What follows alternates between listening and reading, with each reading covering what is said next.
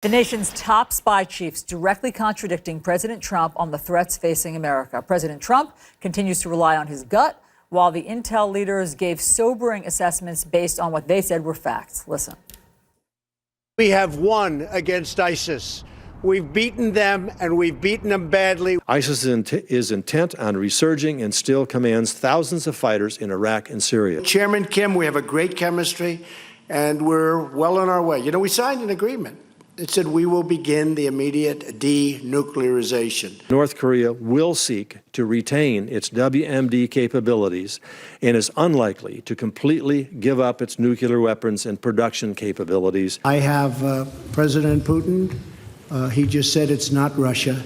I will say this. I don't see any reason why it would be. Not only have the Russians continued to do it in 2018, but we've seen indication that they're continuing to adapt their model.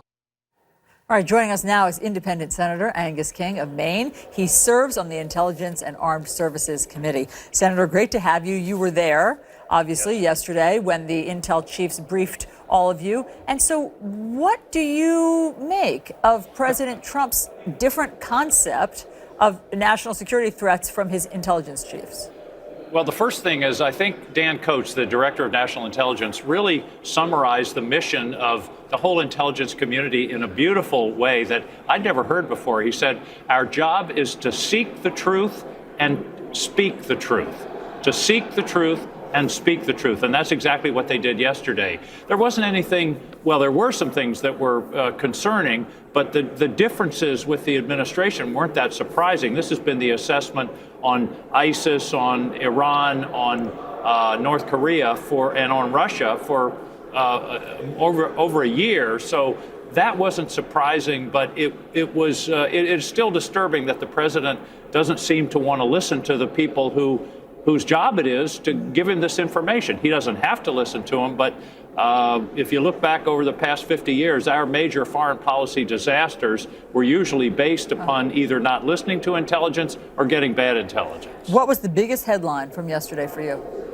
Well, to me, the biggest headline was the increasing level of communication and cooperation and relationship between Russia and China. It's been since the 50s that they've been working together. For 2 generations, they've been rivals, and there's been friction and tension and not much communication. Now they're starting to come together, and it's not a good sign for us because they're pouring money into things like artificial intelligence, hypersonic vehicles, space weapons, and they're starting to cooperate. That's not good news. To me, that was sort of buried in the headlines, but that was the biggest story yesterday. And what if President Trump believes Vladimir Putin rather than his intel chiefs on that one? Well, that's just not good. I mean, he's got to, he's going to meet with Vladimir Putin, although I think when he does, he ought to have somebody else in the room. When I was a governor, I never had a substantive meeting without somebody in the room because different people hear different things. And you want to have somebody there to keep a record, particularly when you're talking about heads of state. So, he says he believes Putin, not the intelligence community. Listen, Allison, the evidence on what the Russians did in 2016 and to some extent in 2018 is absolutely overwhelming. I mean, it's just not even worth arguing about.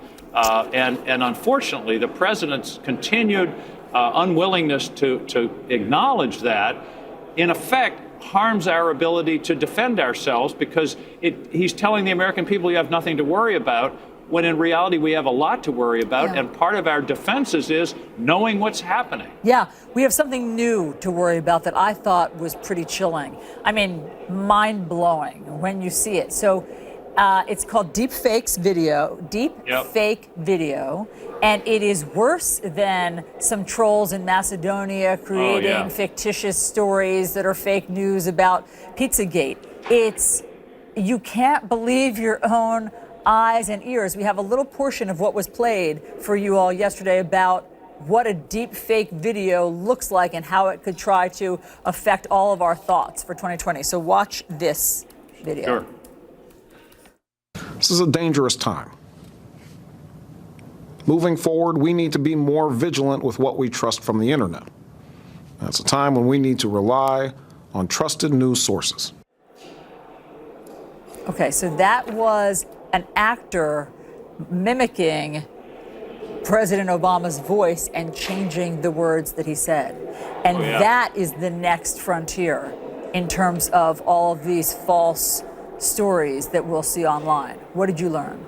Well, I pushed on that yesterday, and that's going to be, as you say, it's the next frontier. They now have the technology, and that's a fairly primitive example, the one you just showed. It's getting better and better, where you can have a politician making a speech or being at a site or something, and totally change the reality, totally change the words that are coming out of their mouths, and then it goes online. And again, it gets back to what I said before. This is very tricky for us to, in effect, regulate, because we have the First Amendment and all of those kinds of things.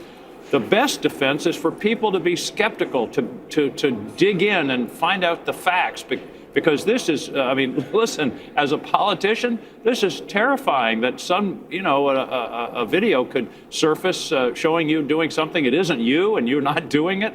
But then you're on the defensive, and you're saying, oh, no, I didn't kick that dog, walking down Fifth Avenue. Look, it's a really dark omen, I'm afraid, Allison. No, I agree. It's Orwellian. Beyond Orwellian. And the idea that we all have to use our critical thinking skills, only gets us so far. And so if the president is on a different page, if the president is saying, you've already heard President Trump say, you can't believe what you see and hear. And so if he's on a different page than the intel chiefs, it just seems like it's setting up a really troubling situation as we approach the next election. Absolutely, and it's going to continue. And one of the things we learned from 2018 is that the Russians don't have to create content, but what they do is boost content. They take something that some fringe group produces, a conspiracy theory of some kind, and then they can use the bots and the technology to suddenly make it a big story. And so they are really clever about this, Allison. They are smart about it, and it's cheap. I'd made a calculation once sitting in a committee meeting that Putin can hire 4,000 hackers for the cost of one jet fighter. And they are disrupting our country and our democracy. And by the way, it's not just us. Director Koch yesterday testified that he was once with a meeting of European leaders, 29 countries. He said, which of you hasn't had interference in your democracy by Russia? No hands went up. So this isn't just us. This is a deliberate effort, and the Chinese are now joining in the Russians on this to undermine the whole idea of democracy and representative government because they believe that their model of dictatorship is what works better. Senator Angus King, thanks a lot for worrying us even more this morning. Anytime, Allison. Okay, Welcome to my work. Wow. I feel for you. Thank you very much, you. Senator.